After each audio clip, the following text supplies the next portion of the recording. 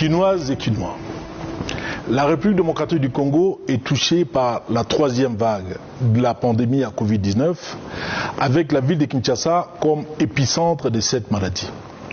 Le ministère national de la Santé publique a alerté dans son message des jeudi 3 juin dernier sur une augmentation exponentielle des cas de Covid-19 dans notre pays et plus particulièrement dans la ville de Kinshasa. Depuis le début de l'épidémie, déclaré le 10 mars 2020, le cumul est de 23 468 cas confirmés pour la ville de Kinshasa. Cette troisième vague, causée par des variants indiens et sud-africains, s'avère dangereuse et touche déjà des familles à Kinshasa. Au regard du dernier bulletin de la situation sanitaire fournie par la coordination de prise en charge des personnes atteintes de Covid-19 à la République démocratique du Congo, les services compétents confirment que la situation épidémiologique est entrée dans une phase alarmante depuis le mois de mai. Et la moyenne des cas par jour a quadruplé. Quinoises et Quinois. Je souhaitais, comme je l'ai déjà fait à plusieurs reprises depuis le début de la crise sanitaire dans notre ville, m'adresser à vous afin de vous réitérer tout mon soutien.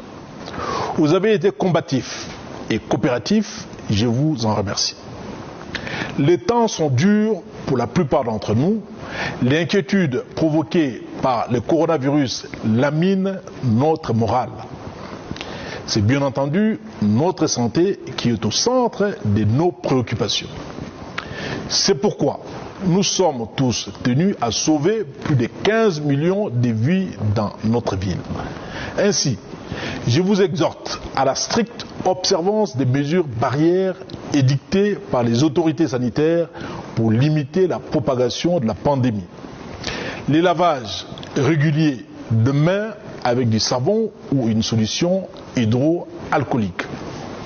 Le port correct et obligatoire de masques dans le lieu public, dans les taxis et transports en commun. La prise de température avant l'accès en des lieux publics. La distanciation physique. L'interdiction des activités publiques comme le marche public, les productions artistiques et les kermesses. Les cérémonies festives et les réunions de plus de 20 personnes. Les compétitions sportives se font à huis clos. Les transports des dépouilles mortelles directement de la morgue au lieu d'inhumation sans veillée mortuaire. Le fonctionnement des églises avec strict respect des gestes barrières. La circulation pendant le couvre-feu de personnes